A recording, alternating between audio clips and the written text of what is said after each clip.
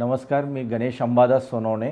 आजच्या एक्सिलेंट प्रॉपर्टीच्या उद्घाटन समारोहामध्ये मी आलो आहे आणि मला विकास पाटील यांना खूप खूप शुभेच्छा द्यायच्या आहे. एक्सिलेंट प्रॉपर्टीचे जे प्रोजेक्ट्स आहे, जसं कोकण वैभव प्लांटेशन, ह्या प्रोजेक्टमध्ये उद्देश जो सर्व समोर ठेवलेला आहे त्याच्यामध्ये 1,000 सभासदांना करोडपती कसे करता येईल हा एक मेन उद्देश आहे.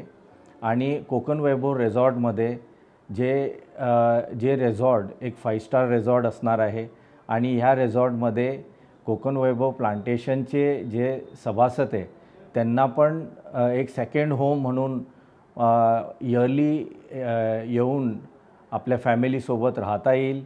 आणि कोकण वैभव रिसॉर्ट हे जे आहे याच्यामध्ये एक पुढच्या दृष्टिकोनातून लाँग टर्म दृष्टिकोनातून जे अगरवूडच्या मिशनमध्ये आपण काम करत आहे त्याच्यामध्ये लोकांना म्हणजे बाहेरच्या देशातल्या लोकांना इन्व्हाइट करून त्यांना एक 5 स्टार फॅसिलिटीमध्ये आनंद घेता येतील आणि डील करता येईल.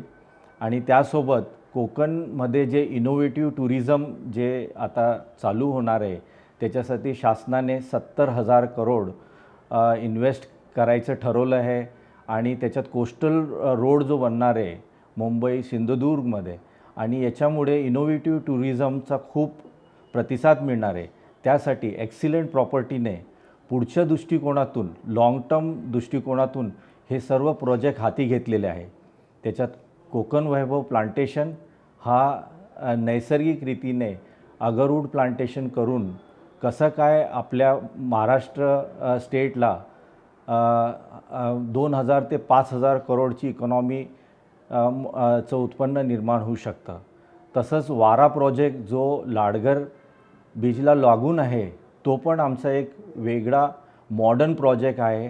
सी फेसिंग सी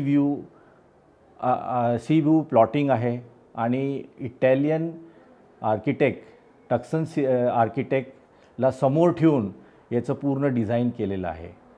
तर अशा ह्या प्रोजेक्टची साठी एक्सिलेंट प्रॉपर्टीला खूप खूप अभिनंदन. ही नवीन सुरुवात आहे.